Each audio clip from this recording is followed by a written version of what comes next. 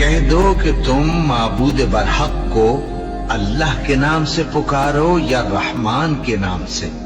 جس نام سے پکارو اس کے سب نام اچھے ہیں، اور نماز نہ بلند آواز سے پڑھو اور نہ آہستہ،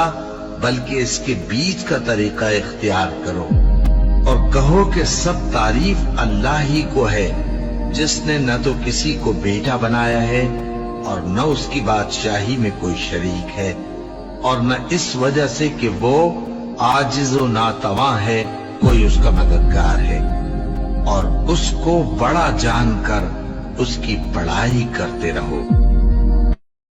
کہہ دو کہ تم معبود برحق کو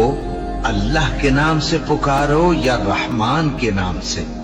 جس نام سے پکارو اس کے سب نام اچھے ہیں، اور نماز